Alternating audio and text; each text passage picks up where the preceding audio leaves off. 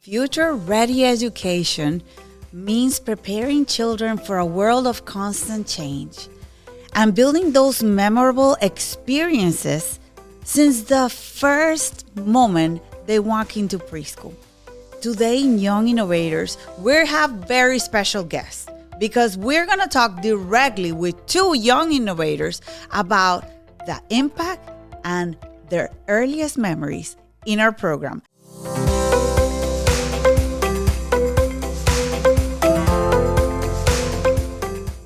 Let's welcome Lucas and Emma Wilson. How are you guys doing? Great. I want to start with you, Lucas, okay? What is your earliest memory of Young Innovators? How old were you? I was 18 months old when I first started. It was just breathtaking. It was the best place I've ever been to because it was one of the first places I've ever been to. I met my first few friends there. I met my best friend there. Really? Your best friend? Mm-hmm. So what are in those, so you started in the toddler. What are the first things that you remember about learning in the Young Innovators way? Well, I remember the ABCs, of course, and all the counting. I remember the first time we did that. It was like this Thanksgiving celebration where we would all learn a song and we would all sing it in front of all of the parents. Wow. And what about learning? You were talking about maker projects, things that you'd build with your hand, a project. Would you want to talk about that? Yes. So I do remember one of the times they had an entire bucket full of Play-Doh. Yeah. And I would just sculpt almost all day, just making cool things out of it. Yeah, on your own time. Mm-hmm. Yeah. And building things with card boxes. Do you remember that? Yes. The first time it was like recorded.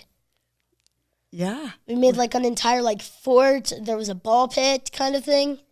That's so cool. So while you were building that, what were you learning?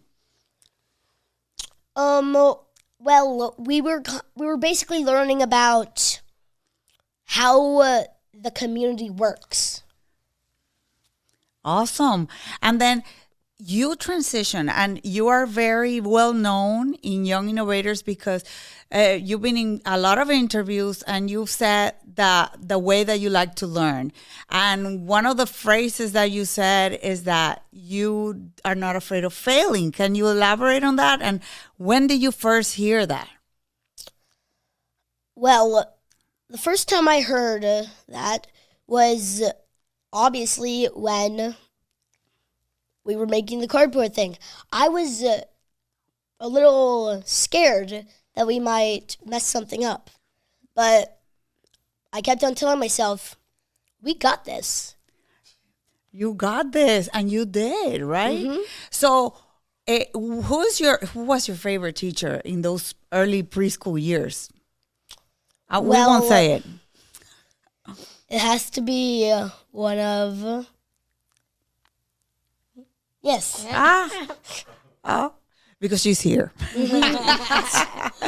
So what do you like about the whole team in Young Innovators? I like that they all work together to make one big happy place for all types of children.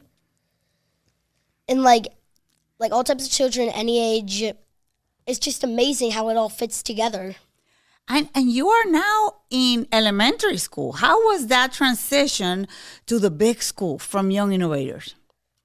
Well, of course it was hard. It wasn't the same as usual.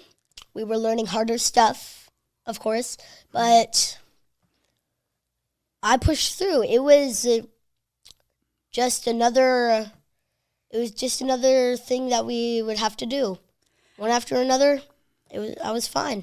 But the fun part is that you always got to come back in the after school program. So Yes. you always came back.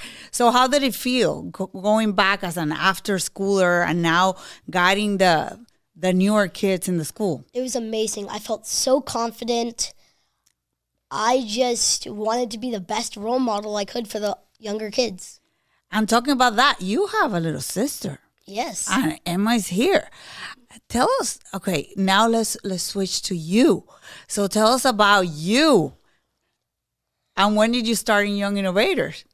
It was like when I was 2, 3, or 4. I was like tiny. Like, it was just really fun how I grew up there. And when Miss Dami would come to our classrooms and do stuff with the bee-bots and stuff with us, it was just like really fun. Yes. So we have an enrichment program that is very excited, and Miss Erica oversees all that. She makes sure that everything's working properly. I'm going to let you ask questions too. But let's talk about the enrichment program. So you were able, with Miss Domi, like you said, to discover a lot of the arts, the coding. But one of them you really like. It was the coding. And then when you found that, you loved it. Tell us about that. You were saying that the B-bots, you started with the B-bots, and then now you're pursuing more harder stuff? Yes. We started off just playing with the bee-bots. I would always just click random buttons. Then after we got more used to it, we switched to the dot and dash. And then now what are you doing? So you discovered that you really like that, and now you're working on projects with coding? Yes. That's amazing. What other enrichment activities did you guys enjoy? What did you like to do, Emma, in the after-school room? When Miss Dami brought the... When we had dot and dash, it was just like really, really fun. Yeah. So, Miss Erica, why don't you talk a little bit about the enrichment programs? Of course we will. So the enrichment program is for children 2 years and up. So 2 and 3 year olds, VPK, and the after school kids. We have many different enrichment programs. We have our atelier, which is more like an art, clay, lights, and shadows. We have our coding program, which starts with beginning 2 year olds with the B-bots, and then of course progress to the dot and dash, and then to the VREX and etc. And then we have also our AI, which is with our robots, and Luna, who is AI automated, and we just feed the information to her for that. And I think is wonderful. I mean, I love having Lucas and Emma here today. They have gone through our program, and I've seen the growth in both of them. In regards to that, like Lucas is involved in like a book club. He creates books and he illustrates them and narrates them. He's created his own things with other friends that they have made that have to do with a little bit with the coding, and that sparked his creativity, but also sparked that in him. And I am so proud of him for that he's able to articulate and just communicate with us, what activities he's working on. And then of course Emma, she's always been more of like the artistic one, making books and drawing and making like little bracelets and things like that. So I love to see that also as well for her, that now that they've gone through our program. Emma, since she was a tiny little one, Lucas was more, a toddler age, but just to be able to see them in our school growing and then being now role models to other students is something that's wonderful to see. And also to see that we spark their confidence and their ownership on, what they can do, and that their experience is limitless. So they are able to, there's nothing that they can't achieve unless they put their mind to it. And I'm very proud of that for them. Well, we definitely are very proud. And let's elaborate more on that time that you have on a structure to work on projects that you're passionate about. So that's what the after school program offers you. So you are in a book club. Can you tell us how you started it? Yes. It started off just as me. I loved doodling in class, just drawing. Sometimes I would make little comics that the other kids would read.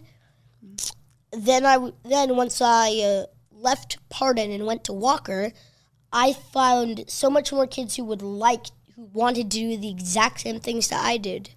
So I just got the idea that maybe, hey, let's start a book club. Wow. So how many members do you have in the book club? Well, so far we have 28. Wow, that's a lot. And what do you guys do? So we can make books, but we also choose to read one book every single week. Wow. So tell me about the process of making books. So you are authors, right? You could say. Yeah, no, you are authors. Absolutely. Everybody that's a creator that creates content is an author. So walk me through the process on how do you guys create and collaborate to make these books? Well, first, obviously, we work on the cover, work on what the name should be.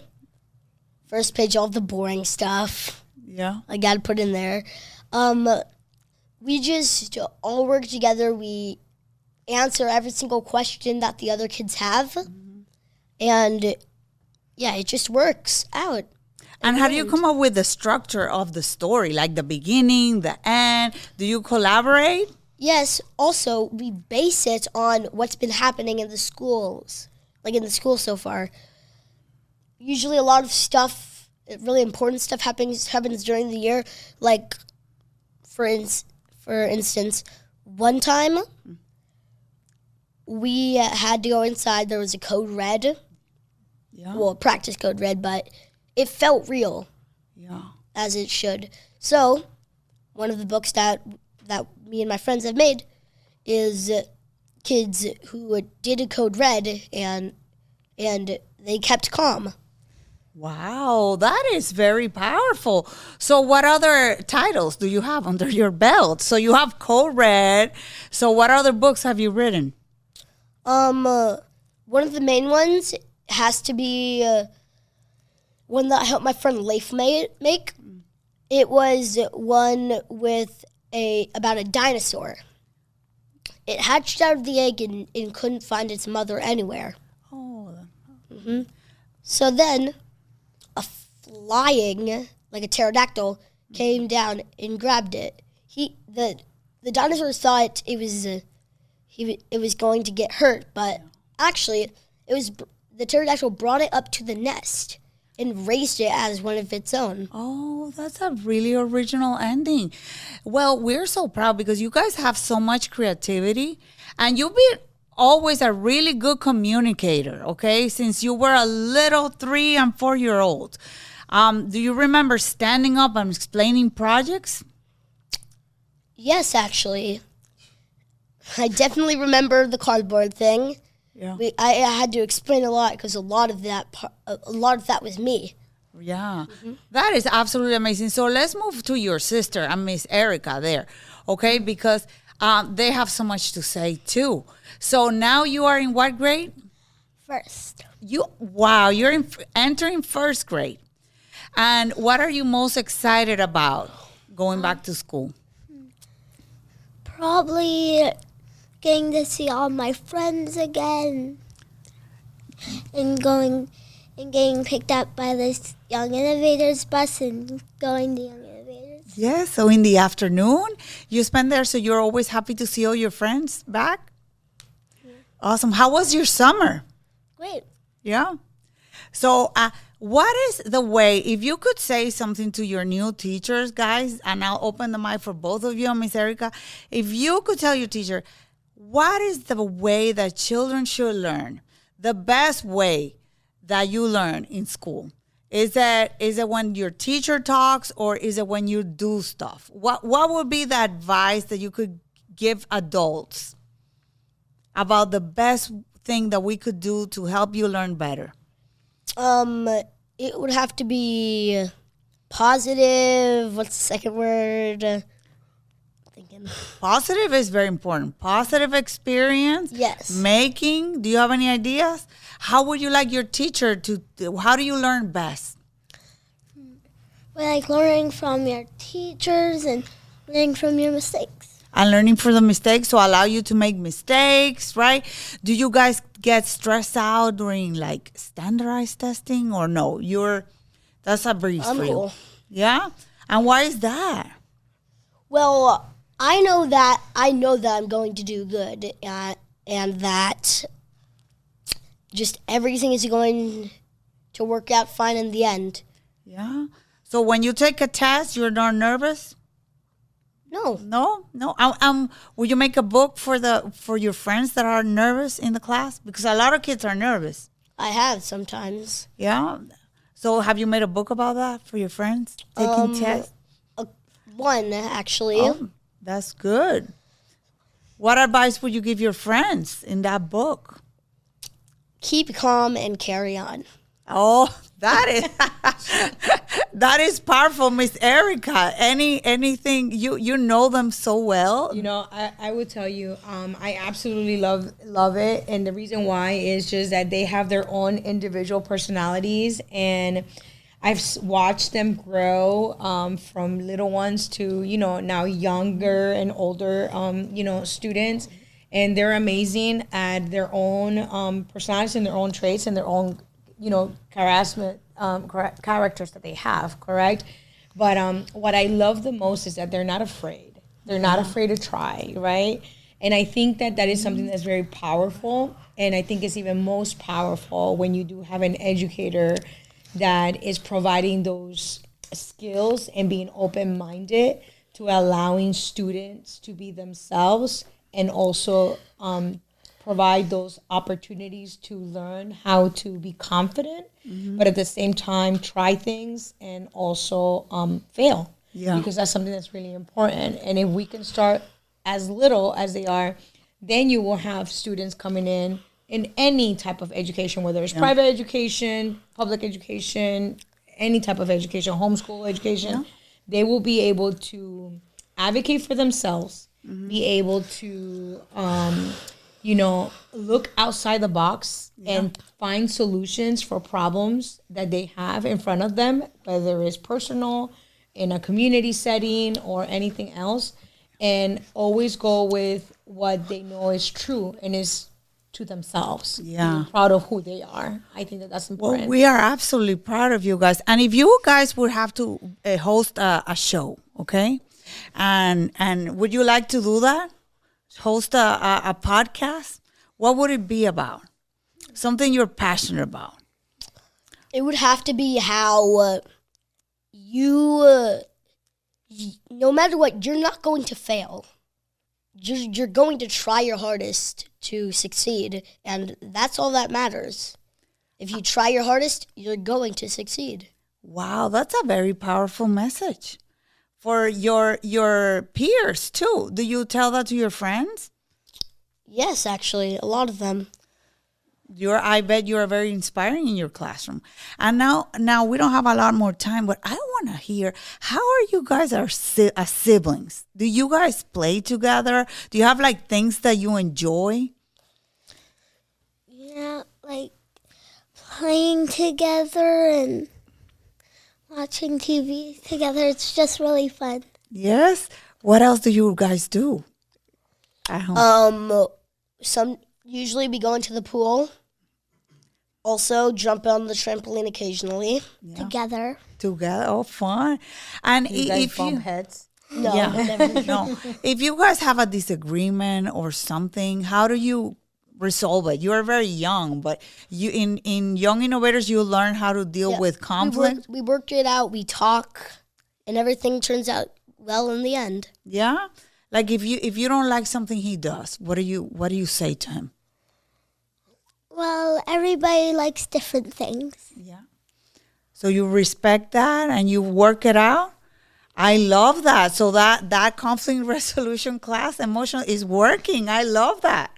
So we have a couple of more seconds, but to wrap it up, what is an advice that you would give kids starting this new school year? You got this. If you try your hardest, you're not going to fail. You can do this. You are very powerful. Everyone there, everybody that's coming in can do it. So that's very powerful. So your teachers tell you that, so you have that confidence, and also your parents remind you that, right? Yes. Tell me about your parents. Are they cool? Very cool. Yeah. So what do your parents tell you every day? That you can do it? Mm-hmm. You can do anything. You can do anything that you put your mind to. They tell you that. Wow. Definitely raising innovators is a community effort. It takes a village. Have you heard about that? It takes a village to raise a child.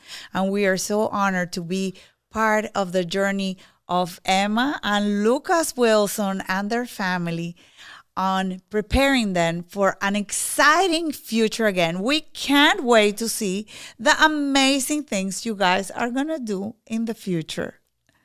Thank you so much for being part of the Raising Innovators podcast.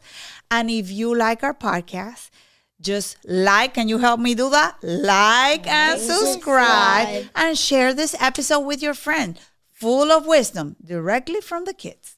We will see you in the next episode.